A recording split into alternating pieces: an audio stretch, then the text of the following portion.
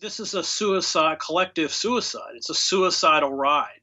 And the forces that have complete power have commodified everything. Human beings are commodities. The natural world is a commodity that it is exploiting until exhaustion or collapse. And there's a new climate report signed by several climate scientists out of Australia that everybody should go read because it's very chilling.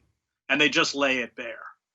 These people, quite literally, these people will kill us, and they will kill. They certainly will, not just us, but they are snuffing out the possibility of the next generation. I'm not talking about, my grandchildren. I'm talking about my kids, and they have to be stopped. It's why I'm such a strong supporter of Extinction Rebellion. And the only way they're going to be stopped is if they're removed from power.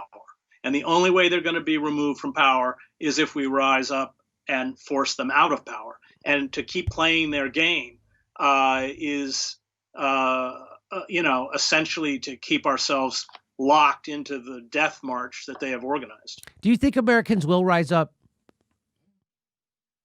What's interesting, having covered so many revolutions and insurrections and street protests, is that the tinder is there, but you never know what will ignite it. And you never know what it will look like when it is ignited.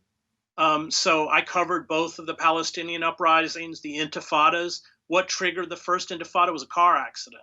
A bus or an Israeli truck hit a van full of Palestinian day workers, and people had just had enough. You can never tell what ignites it. I think the tinder is there. I think the problem is that the left is so decimated that the backlash may be a proto-fascist right-wing backlash. That's my fear. But those people are victims too. They may speak in racist tropes and all sorts of language and that I have spent my life fighting against. But their pain is real. Their suffering is real. Their betrayal is real. The meaninglessness that has gripped their lives is real. Their loss of hope is real. They've suffered. They've watched their families suffer. They watch their children. All of that is real. Now, it may be expressed in very negative pathologies. I mean, it is. But unless we address that suffering, unless we reintegrate these people into society, unless we reknit the social bonds to give them a place, give them a sense of dignity, give them meaning, give them a sense of purpose, we're finished. And that's what frightens me.